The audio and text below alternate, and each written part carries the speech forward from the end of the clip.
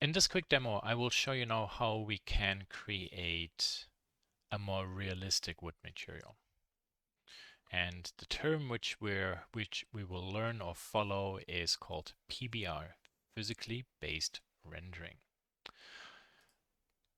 Let's go to this folder, and there you see all the individual images. So physically based rendering, the process basically means you have a set of images which are affecting a particular channel of your material.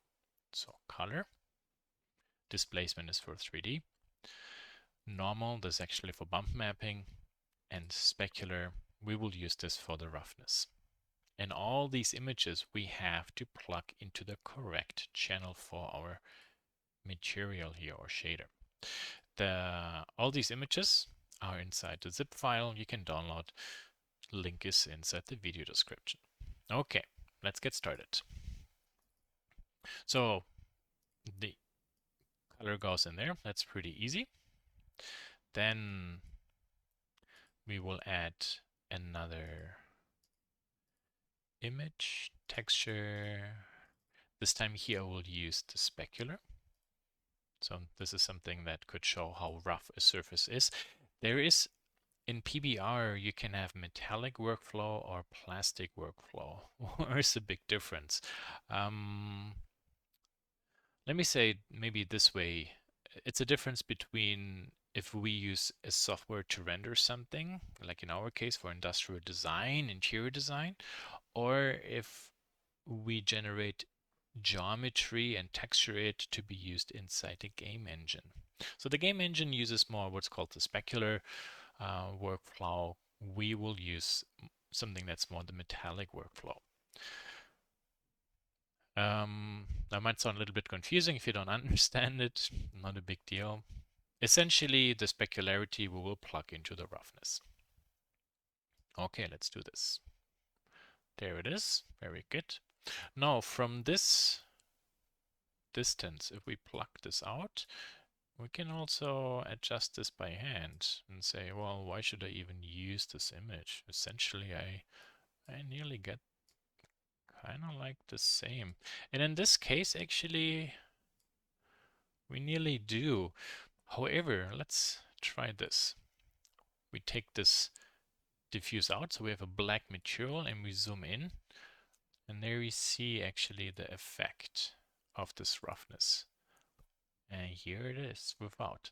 So you can see the roughness alone only makes everything, well, blurry, etc. But with this texture on it, I get more in between the the reflection of the light to the reflection of the environment.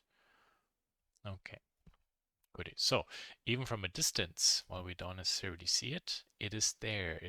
It's just hidden because of the base color makes it less visible.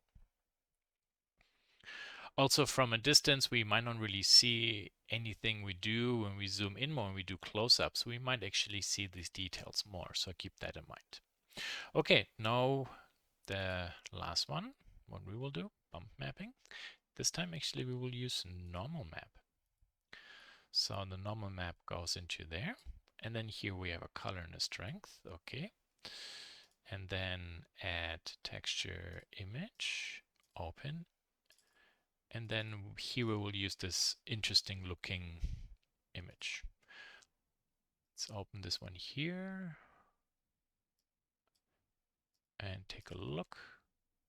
So there we can see there's something on it. Maybe this will be a little bit easier to explain.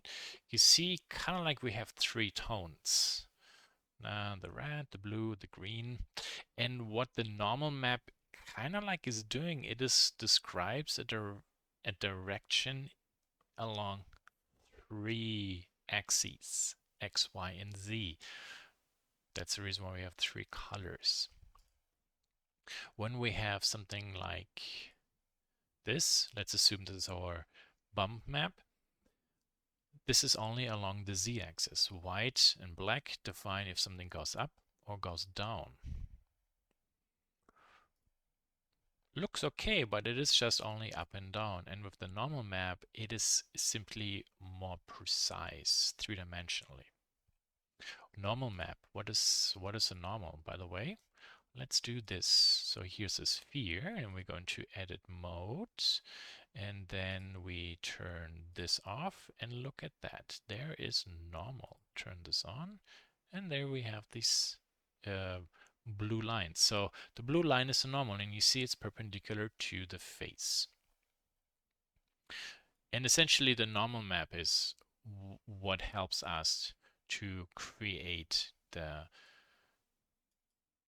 structure on the wood. Okay, so here we will go open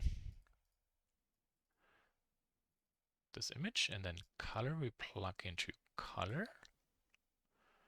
And then this, with strength, we can adjust this a little bit. Yeah, and technically speaking, this is what would be a more advanced, realistic wood material. When you can find textures online with all these channels, this is great. Particular commercial solutions always offer this. But when we just do image searches for particular materials, we might not have the luck that we really find all these different maps, which why it is good in understanding how out of just one basic color image we can create kind of like an illusion of a better material. And yeah, this pretty much is everything.